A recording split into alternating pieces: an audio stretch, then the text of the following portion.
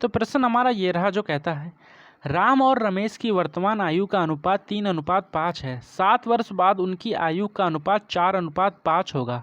रमेश की वर्तमान आयु ज्ञात कीजिए। ये रहे आपके सारे ऑप्शंस। अभी इसको भी हल कर लेते हैं।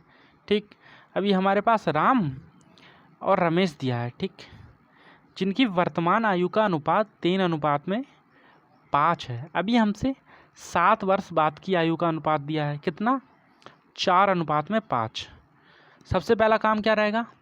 सबसे पहला काम हमारा वही रहेगा, इनके बीच का अंतर देखना। ठीक, तो 3, 4 और 1 5, बीच का अंतर कितना है?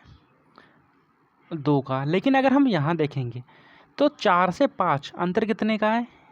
1 का अंतर है। ठीक है, लेकिन हमने अभी समझा था कि चाहे 7 साल पहले जाओ चाहे 7 साल बाद में जाओ, जो उनकी आयु का जो अंतर रहेगा वो हमेशा बराबर रहेगा।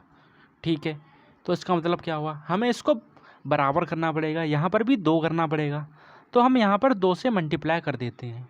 ठीक, यहाँ पर हमने 2 से मल्टीप्लाई किया, मतलब कि ये पूरे पद में 2 से मल्टीप्लाई करनी पड़ेगी हमें। ठीक, तो नया अनुपात क्या हो जाएगा? 4 दूनी में 8 और 5 दूनी में 10।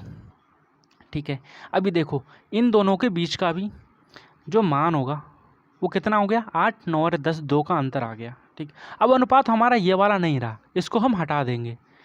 ठीक, इसको हम हटा देंगे। अब जो नया अनुपात हमारा रहा 8:10 रहा। ठीक, और इनके बीच का जो अंतर है वो 7 वर्ष दे रखा है। ठीक है, और जब हमने निकाला तो हमें पता चल रहा है कि वो 5 है।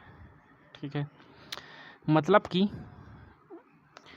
जब हमने निकाला तो हमें पता चल रहा है कि 5 से उसकी आयु 10 हो रही है, मतलब कि 5 साल बढ़ रही है।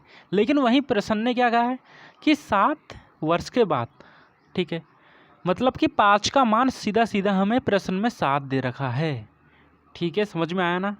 जब हमने पता किया, हमने निकाला, तो हमें पता चला कि जो अनुपात है, ठीक है, उनमें कितने का अंतर है? 5 का अंतर है। ठीक है, मतलब 5 साल बाद वाला अनुपात आया जब हमने निकाला। लेकिन प्रश्न में सीधा सीधा कहा है कि 7 वर्ष के बाद, मतलब 5 का अनुपात सीधा सीधा 7 दिया है हमें।